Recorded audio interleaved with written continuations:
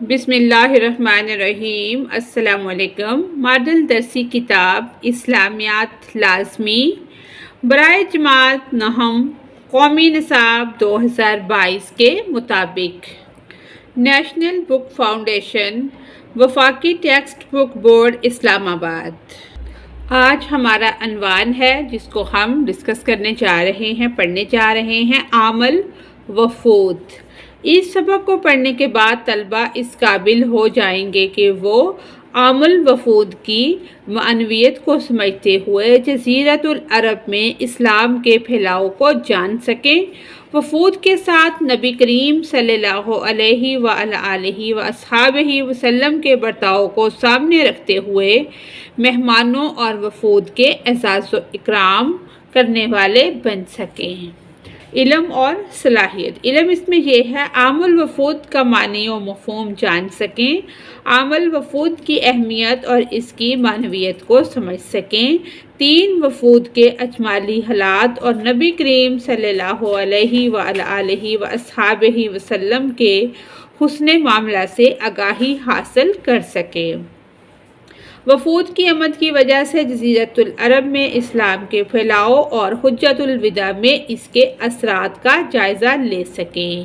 صلاحیت اس میں یہ ہے نبی کریم صلی اللہ علیہ وآلہ وصحبہ وسلم کی سیرت کو مد نظر رکھتے ہوئے مہمانوں اور وفود کے اعزاز و اکرام کرنے والے بن سکیں۔ عملی زندگی میں نبی کریم صلی اللہ علیہ وآلہ وصحبہ وسلم کے حسن معاملات سے رہنمائی حاصل کر سکیں۔ اب ہم اس کی مشق کو حل کرتے ہیں۔ سوال نمبر 1 ہے، مناسب ترین جواب پر ٹھیک کا نشان لگائیں۔ عام الوفود کس سن کو کہا جاتا ہے؟ 9 ہجری کو۔ دوسرا سوال ہے، عام الوفود کو کس غزوے کا نتیجہ قرار دیا جا سکتا ہے؟ فتح مکہ۔ لوگوں کے چوک در چوک اسلام میں داخل ہونے کی بشارت کس صورت میں ہے؟ سورہ نصر۔ اگلا سوال ہے، آپ صلی اللہ علیہ وآلہ وصحبہ وسلم نے آنے والے وفود میں سے بعض کو ٹھہرایا مسجد نبوی میں۔ اگلا سوال ہے، کون سا وفد آپ صلی اللہ علیہ وآلہ وصحبہ وسلم کی خدمت میں 5 ہجری اور پھر 9 ہجری میں حاضر ہوا؟ ایک ہی وفد 2 بار یعنی کہ حاضر ہوا، 9 ہجری میں بھی اور 5 ہجری میں بھی۔ وفد عبد القیس۔ اگلا سوال ہے، سوال نمبر 2 جو ہے کہ درج ذیل سوالات کے مختصر جواب تحریر کریں۔ پہلا سوال ہے، عام الوفود کس سن کو اور کیوں کہا جاتا ہے؟ اس حوالے سے اس کا جواب ہے، اس حوالے سے 9 ہجری کا سال جو فتح مکہ کے چند ماہ بعد شروع ہو گیا غیر معمولی اہمیت کا حامل ہے کہ اس سال میں آپ صلی اللہ علیہ وآلہ وصحبہ وسلم کی طرف دور و نزدیک سے وفود نے آنا شروع کیا اور یہ وفود اتنی کثرت سے آئے کہ اس سال کو عام الوفود یعنی وفدوں کا سال کہا جاتا ہے۔ سوال نمبر 2 ہے، آپ صلی اللہ علیہ وآلہ وصحبہ وسلم آنے والے وفود کے ساتھ کیا معاملہ فرماتے تھے؟ اس کا جواب ہے، آپ صلی اللہ علیہ وآلہ وصحبہ وسلم ان آنے والے وفود کا اعزاز و اکرام فرماتے تھے، ان کی رہائش اور راحت رسانی کا خیال فرماتے اور ان کی بھرپور میزبانی کی جاتی تھی اور انہیں اسلامی تعلیمات سے روشناس کرایا جاتا تھا۔ ان وفود کو آپ صلی اللہ علیہ وآلہ وصحبہ وسلم نے تحائف اور زاد راہ بھی عنایت فرمایا۔ اگلا سوال ہے تیسرا، آپ صلی اللہ علیہ وآلہ وصحبہ وسلم نے کس وفد کو کس ملک کے فتح ہونے کی بشارت دی؟ وفد عذرا۔ یہ وفد صفر 9 ہجری میں آیا اور اس کے افراد کی تعداد 12 تھی۔ اس میں حضرت حمزہ بن نعمان رضی اللہ تعالی عنہ بھی تھے۔ نبی اکرم صلی اللہ علیہ وآلہ وصحبہ وسلم نے ان کو خوش آمدید بھی کہا اور انہیں شام کے فتح کیے جانے کی بشارت بھی عنایت فرمائی۔ اگلا سوال ہے چوتھا، آنے والے وفود میں سے بعض کو مسجد نبوی میں کیوں ٹھہرایا جاتا تھا؟ اس کا جواب ہے وفد ثقیف۔ یہ جو وفد تھا جب آپ صلی اللہ علیہ وسلم کی خدمت میں حاضر ہوا تو آپ نے کیا کیا کہ آپ صلی اللہ علیہ وآلہ وسلم کی مجلس میں حاضر ہو کر صورتحال کا جائزہ لینے کا ارادہ کیا، اور آخر کار 6 لوگوں کا وفد تیار ہو کر آیا، اور آپ صلی اللہ علیہ وآلہ وصحبہ وسلم نے ان کو مسجد نبوی میں ایک خیمہ لگوایا۔ وجہ اس کی یہ تھی تاکہ یہ براہ راست مسلمانوں کو قرآن اور نماز میں مشغول دیکھ سکیں۔ یہ دیکھ کر انہوں نے کیا کیا؟ اسلام قبول کر لیا۔ اگلا سوال ہے سوال نمبر 5، کس وفد کے ساتھ مباہلہ کا حکم آیا اور کیوں؟ اس کا جواب ہے ہمدان اور نجران کا وفد۔ آپ صلی اللہ علیہ وآلہ وصحبہ وسلم کی خدمت میں ہمدان، بنو فزارہ اور نجران کا وفد بھی آیا۔ نجران کا علاقہ 70 سے زائد بستیوں پر مشتمل تھا اور ان کے علاقے میں 1,00,000 فوجی تھے۔ یہ وفد 60 لوگوں پر مشتمل تھا، جن میں سے 24 ان کے سردار تھے۔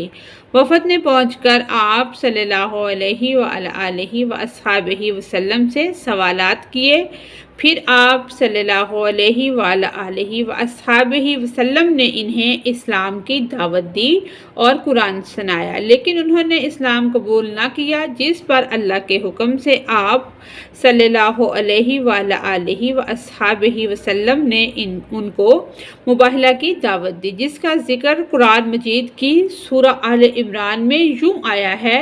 ترجمہ، تو آپ فرما دیجئے ہم بلائیں اپنے بیٹوں کو اور تم اپنے بیٹوں کو، اور ہم اپنی عورتوں اور تم اپنی عورتوں کو، ہم اپنے نفسوں کو اور تم اپنے نفسوں کو، اور اگر پھر ہم گڑ گڑا کر دعا کریں پھر جھوٹوں پر اللہ کی لعنت بھیجے۔ نجرانی مباہلہ سے باز رہے اور جزیہ دینے پر راضی ہو کر واپس لوٹ گئے۔ اگلا سوال ہے درج ذیل سوالات کے تفصیلی جواب تحریر کریں۔ پہلا سوال ہے فتح مکہ کے تناظر میں عام الوفود کی اہمیت اور عام الوفود کے حجۃ الوداع پر مرتب ہونے والے اثرات پر نوٹ لکھیں۔ اس کا جواب ہے، پہلے اس کا ہم مقدمہ لکھیں گے۔ اسلام کی تاریخ میں سن 8 ہجری کو فتح مکہ کا عظیم الشان واقعہ پیش آیا۔ اس واقعے نے جزیرہ عرب میں اسلام کی دعوت و تبلیغ کے لیے ایک نئے دور کا آغاز کیا۔ اس کے بعد سن 9 ہجری کو عام الوفود کے نام سے اس سن کو 9 ہجری کو عام الوفود کے نام سے جانا گیا، جب مختلف قبائل کے وفود بڑی تعداد میں مدینہ منورہ آ کر اسلام قبول کرنے لگے۔ اس دور کی اہمیت اور اس کے حجۃ الوداع پر مرتب ہونے والے اثرات کا جائزہ لینا ضروری ہے۔ فتح مکہ کے تناظر میں عام الوفود کی اہمیت۔ فتح مکہ کے بعد مسلمانوں کی سیاسی اور فوجی طاقت میں غیر معمولی اضافہ ہوا۔ یہ فتح اسلامی دعوت کی صداقت اور قوت کا ثبوت بن گئی، جس نے دشمنان اسلام کو جھکا دیا اور مسلمانوں کے مخالف قبائل پر بھی گہرا اثر ڈالا۔ نتیجتاً عرب کے مخالف قبائل نے یہ محسوس کیا کہ اسلام کے خلاف اب کوئی بڑی مزاحمت ممکن نہیں رہی۔ اس کے نتیجے میں مختلف قبائل کے وفود نے اسلام قبول کرنے کے لیے مدینہ منورہ کا رخ کیا۔ اس وقت کو اسلامی تاریخ میں عام الوفود کے نام سے جانا جاتا ہے، کیونکہ اس سال بہت بڑی تعداد میں وفود آئے اور اسلام قبول کیا۔ عام الوفود اور اسلامی دعوت کا فروغ۔ عام الوفود کا دور اسلامی دعوت و تبلیغ کے پھیلاؤ کے لیے ایک اہم موڑ ثابت ہوا۔ قبائل کے سرداروں کے اسلام قبول کرنے سے ان کے پیروکار بھی دائرہ اسلام میں داخل ہوئے، جس سے اسلام پورے عرب میں تیزی سے پھیل گیا۔ یہ بھی ایک حقیقت ہے کہ قبائل کے سرداروں نے اسلام قبول کرنے کے بعد نہ صرف اپنے قبائل کو اسلام کی دعوت دی بلکہ انہوں نے نبی کریم صلی اللہ علیہ وآلہ وصحبہ وسلم کی قیادت کو بھی تسلیم کیا، جس سے مسلمانوں کی مرکزیت مزید مستحکم ہوئی۔ حجۃ الوداع پر عام الوفود کے اثرات۔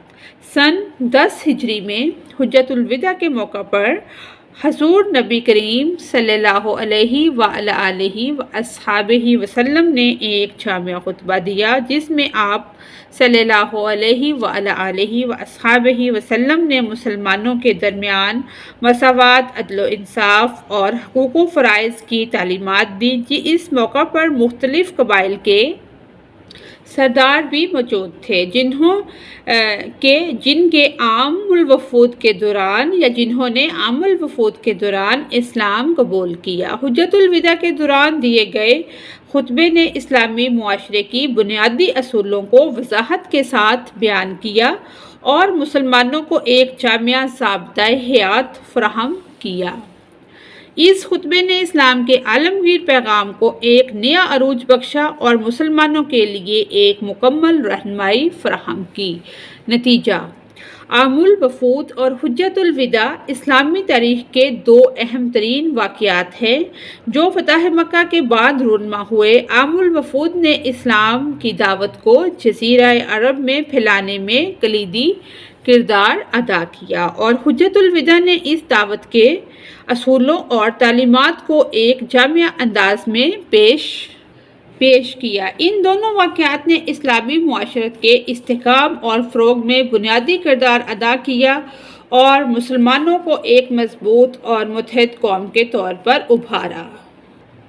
اگلا سوال ہے، عام الوفود میں آنے والے وفود کے ساتھ آپ صلی اللہ علیہ وآلہ وصحبہ وسلم کے حسن معاملہ کا تفصیلی جائزہ پیش کریں۔ اس کا جواب ہے، اس حوالے سے 9 ہجری کا سال جو فتح مکہ کے چند ماہ بعد شروع ہو گیا، غیر معمولی اہمیت کا حامل ہے کہ اس سال میں آپ صلی اللہ علیہ وآلہ وصحبہ وسلم کی طرف دور و نزدیک سے وفود نے آنا شروع کیا، اور یہ وفود اتنی کثرت سے آئے کہ اس سال کو عام الوفود یعنی وفدوں کا سال کہا جاتا ہے۔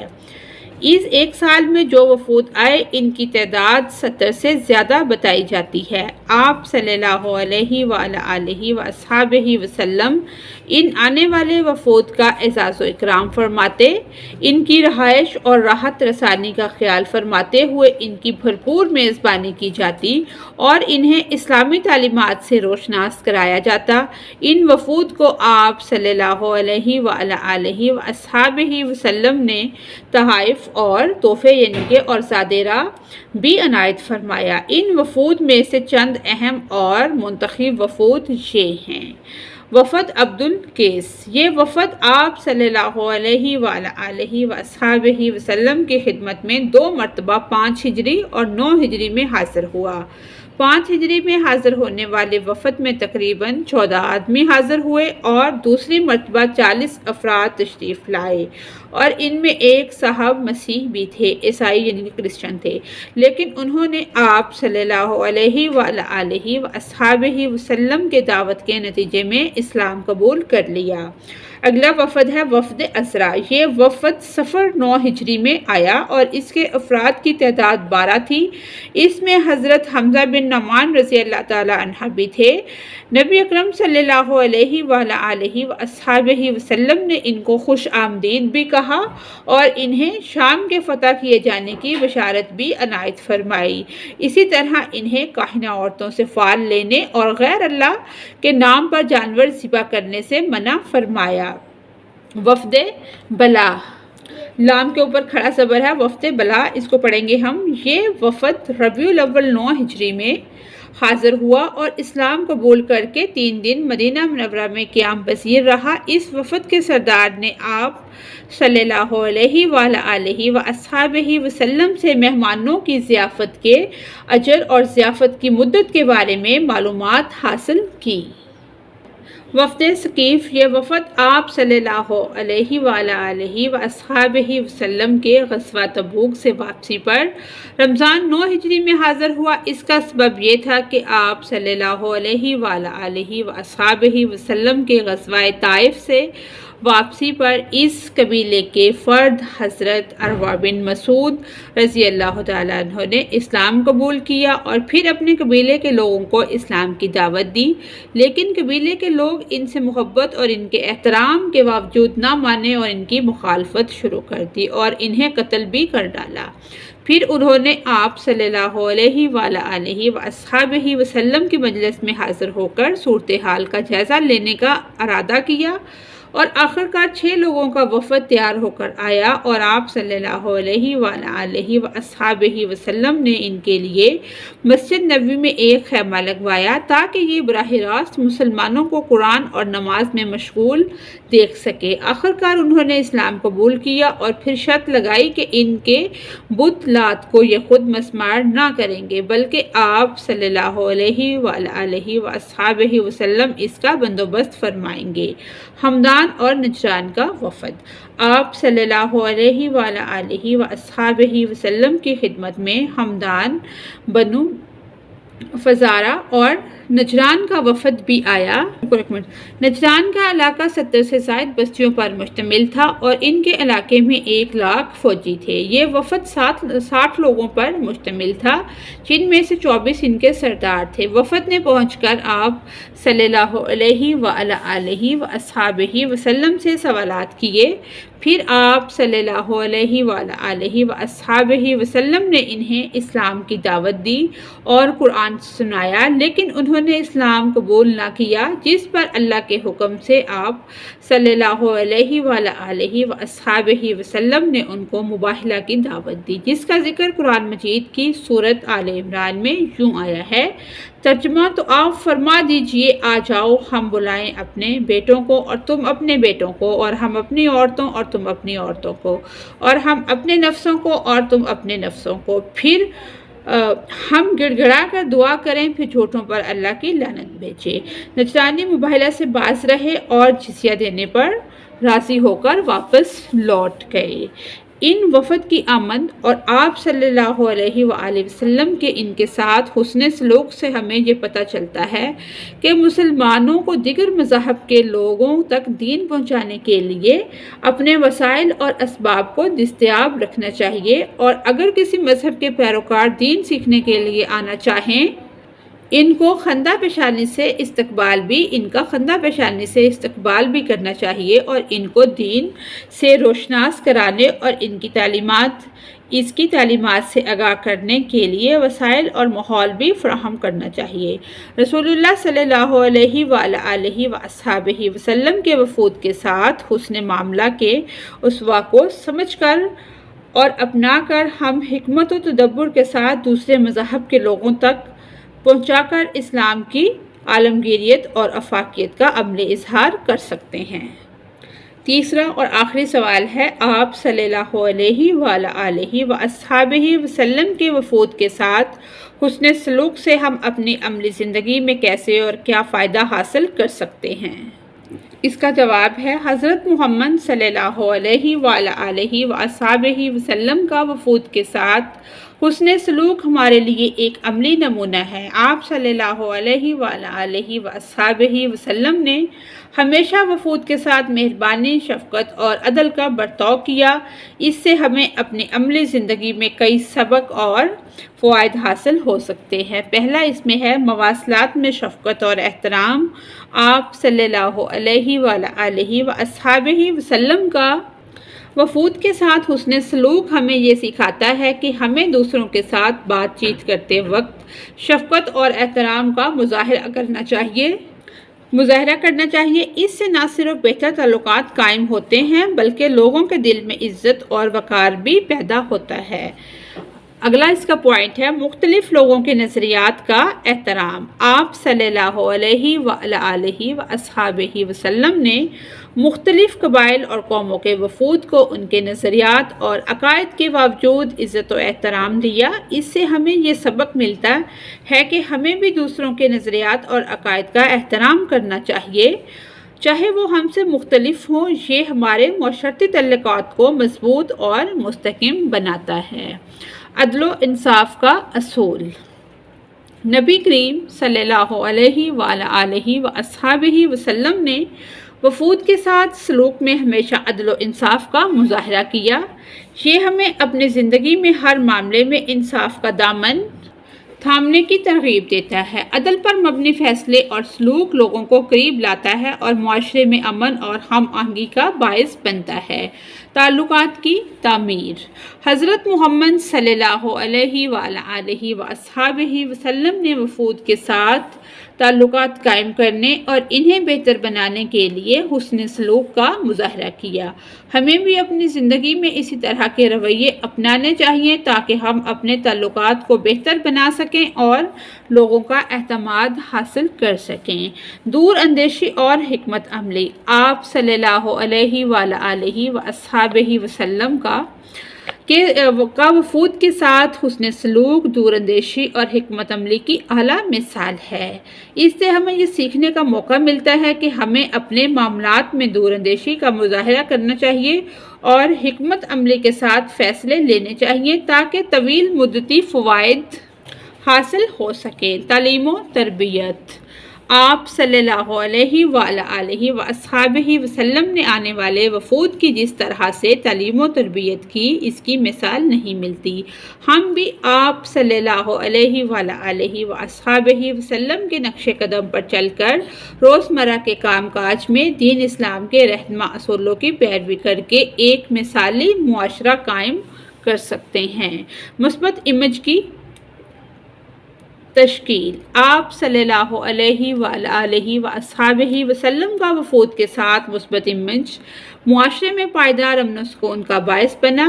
یہ ایک قسم کی چین ری ایکشن کی طرح ہوتا ہے جو دوسروں کے رویے پر بھی مثبت اثر ڈالتا ہے۔ مثبت امیج اپنا کر ہم بھی معاشرے میں بھلائی اور نیکی کو فروغ دے سکتے ہیں۔ نتیجہ۔ حضرت محمد صلی اللہ علیہ وآلہ وصحبہ وسلم کا حسن سلوک ہمیں یہ سکھاتا ہے کہ اچھا برتاؤ ہماری زندگی کے ہر شعبے میں اہم ہے۔ یہ نہ صرف ہماری ذاتی ترقی میں مددگار ثابت ہوتا ہے بلکہ معاشرتی ہم آہنگی اور پیشہ ورانہ کامیابی کے لیے بھی ضروری ہے۔ اس سے ہم اپنی عملی زندگی میں حضرت محمد صلی اللہ علیہ وآلہ وصحبہ وسلم کے اسوہ حسنہ کو اپنانا چاہیے تاکہ ہم دین اور آخرت، دنیا اور آخرت دونوں میں کامیاب ہو سکیں۔ اگر آپ کو میری ویڈیو سے کوئی رہنمائی مل رہی ہے تو میری ویڈیو کو لائک کریں اور میرے چینل کو سبسکرائب کریں۔ میری کوشش ہوتی ہے کہ ایک ہی ویڈیو کے اندر پورا ٹاپک ایکسپلین کر دیا جائے تاکہ آپ کو کوئی مشکل پیش نہ آئے اور ایک ہی جگہ سے پوری رہنمائی مل جائے۔ Thanks for watching us.